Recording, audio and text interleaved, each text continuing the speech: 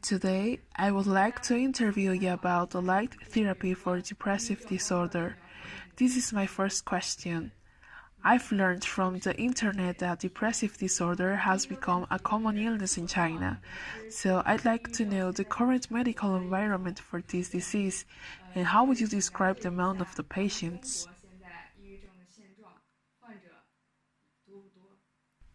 Depressive disorder is one of the top 10 disabling diseases all over the world, so it is a rather common disease. The high treatment expense creates a huge burden for the patient and the patient's family, yet the effect doesn't seem so good. In our country, the public's perception of this disease is quite deficient and acceptability is quite low, so only 60% of the sufferers go to the hospital. In our case, the number of outpatients is around 2,000 every day, which means 100 patients treated by each doctor just for the morning. Although patients with other disease might be counted, this figure includes mostly depressive disorder sufferers. So I would say there are a lot of work for doctors. How have the research in the light therapy progressed by now, and how is the effect? The light therapy originates from North Europe, where many people were found to suffer from depression in the winter and went back to normal in the summer. So some people believe that light condition might be the primary cause and started a research on it and discovered a phenomenon called seasonal depression. So light therapy was firstly introduced to treat seasonal depression and it works better and quicker than ordinary drugs.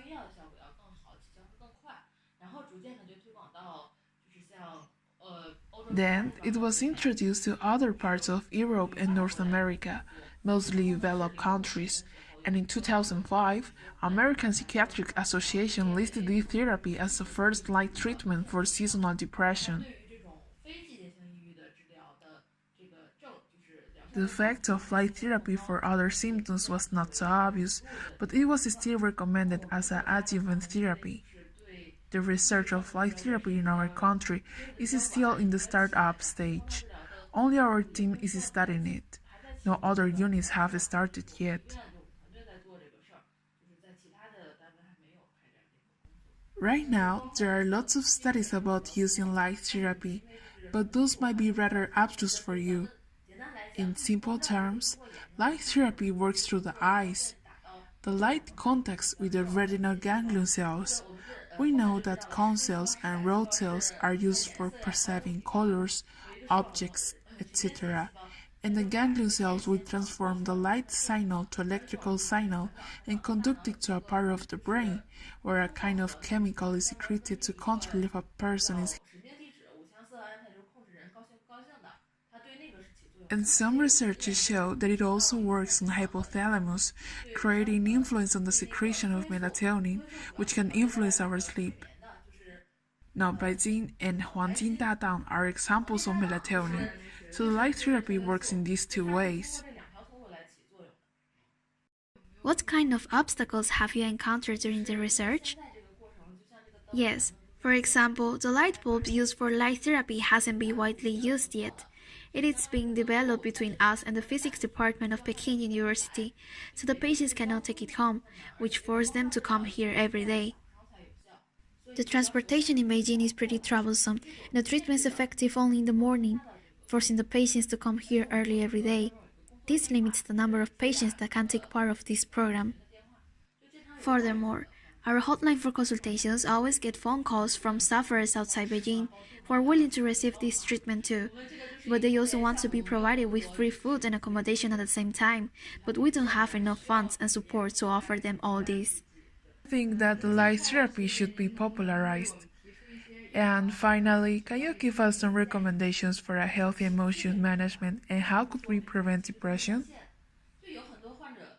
Not everybody's emotion is so regular.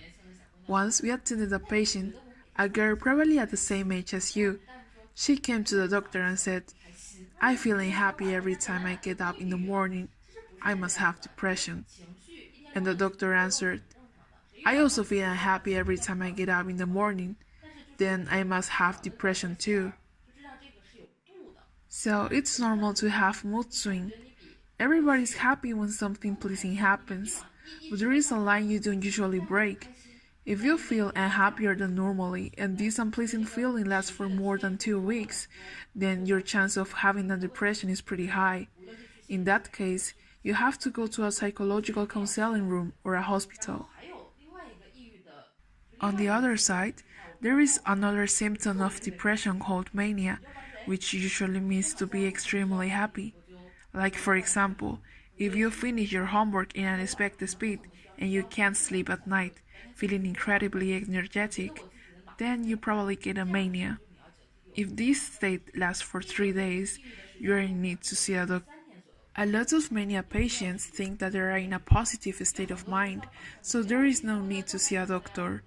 But actually, mania is more harmful than depression. So in conclusion, you need to be aware to keep a stability of both sides of your emotions. Also, many people feel ashamed to go to a psychiatric hospital, fearing that they might be regarded as some sort of freaks, but they are wrong. You shouldn't have this idea in your mind. It is better for you to see a doctor before things get worse.